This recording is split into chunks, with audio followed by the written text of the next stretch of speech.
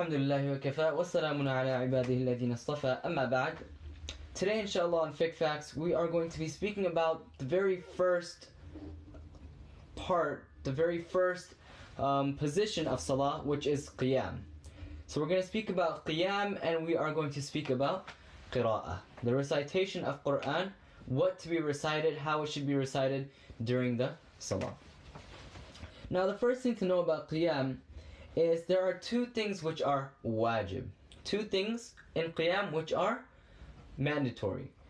You have to have the transitional takbir, meaning at-takbir at-tahrim, that very first Allahu Akbar.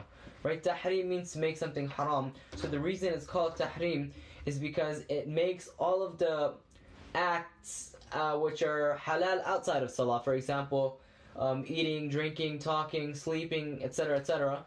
So it makes all of those things haram whilst in Salah. So the first wajib is takbir al-tahrim. Second thing is qira'atul fatiha, recitation of surah al-fatiha in each and every single rak'ah. That is a wajib. Now moving on, we're going to speak about the sunnahs of Salah. First thing is placing a sutra between a person and the qibla. A sutra is basically something which is going to block the person praying, so if another person wants to walk in front, they can just walk in front of the sutra.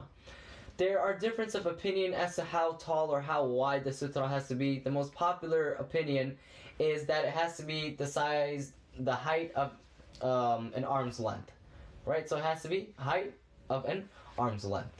So that's why you'll see sometimes people put like a little desk or a chair, or there's many things you can put in front. And putting that sutra makes it easy for people to pass in front of the person. Now the imam's sutra is enough for the entire jama'ah. So all the muqtadeen, all the people that are praying behind the imam, they don't all have to put a sutra in front of them. Just one sutra which is in front of the imam suffices for everybody in the jama'ah. Second thing, raising the hands for takbir. Raising the hands for takbir. Meaning, when a person says Allahu Akbar, right? At-takbir at-tahrim, that very first Allahu Akbar that they say, that is a sunnah as well. But there are differences of opinion as to when and where a person is going to raise his hands. So according to Imam Abu Hanifa and Imam Malik rahimahumullah, they say that it is only in the first takbir. And according to Imam Shafi'i and Imam Ahmad rahimahumullah, they have 4 instances, 4 parts of the salah where you have to raise your hands when doing the transitional takbir. First one being the opening, just like the other a'immah. Second is before going into ruku'. Before you go into ruku', you raise your hands and you say Allahu Akbar. Third is after ruku'. Once you finish making ruku' and you get back up, Sami Allahu liman hamida, raise your hands. And finally, the last time, the fourth one, is after finishing the first tashahhud. So that first julus, when you sit down, you read at-tahiyatu lillah, and then you get back up. Then, after you get back up, Allahu Akbar, in qiyam, then you raise your hands and you put them down. So those are the 4 times that Imam Ahmad and Imam Shafi'i rahimahumullah say that it is sunnah to raise your hands when doing the takbir. Third thing is folding the right hand over the left hand.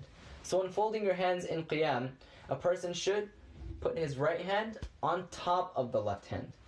Now according to the different madhahib, there are different ways of where to put your hands when you fold them. Right, on your chest, on your navel, below your navel. So we'll go over the 4 madhahib. According to Imam Abu Hanifa, you put your hands below the navel. According to Imam Shafi'i rahimahumullah, you put it on your rib cage. So right under your chest, you put your hands over there. According to Imam Ahmad bin Hanbal, you fold it not below the navel, but right above the navel. And according to Imam Malik rahimahullah, you just let them hang on the side. You do not need to fold them. Fifth thing we're going to speak about is commencing salah with the prescribed dua.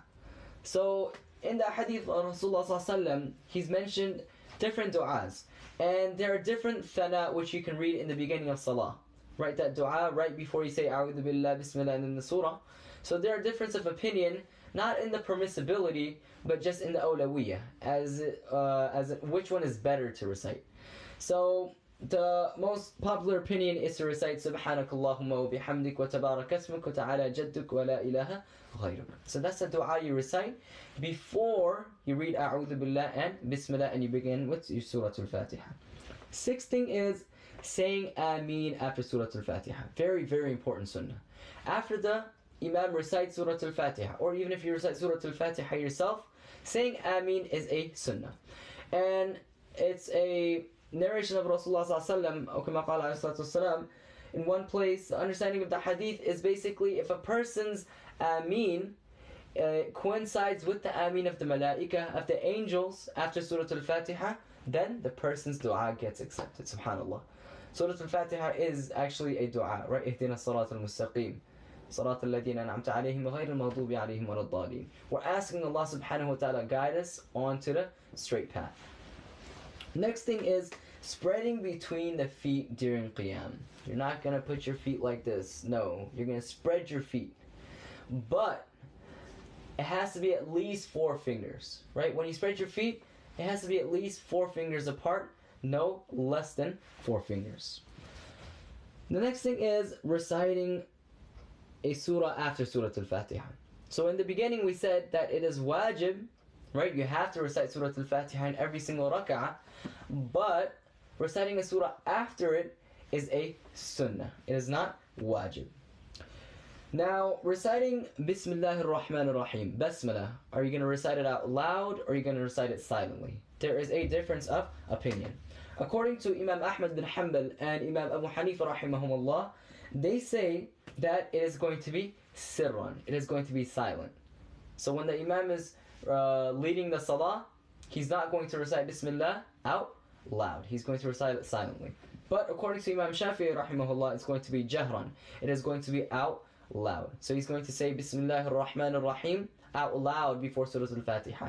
Then again, when adding the surah after Al-Fatiha, he is also going to recite Bismillah out loud.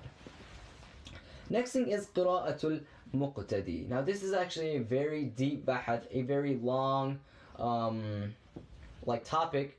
There's many dala'il, difference of opinions, proofs from ayat of the Quran, proofs from ahadith of Rasulullah ﷺ.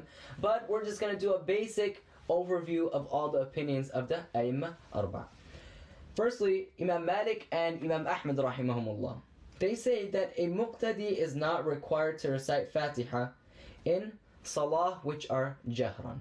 So, what do they say? That the person praying behind, the muqtadi, does not have to recite Surah Al-Fatiha in the salahs, in the prayers which are prayed out loud, which are Salatul Fajr, Maghrib, and Isha. But they are required to do so in salat which are sirri, which are silent. So in Dhuhr and Asr, they will have to recite Surah Al-Fatiha behind the Imam as well.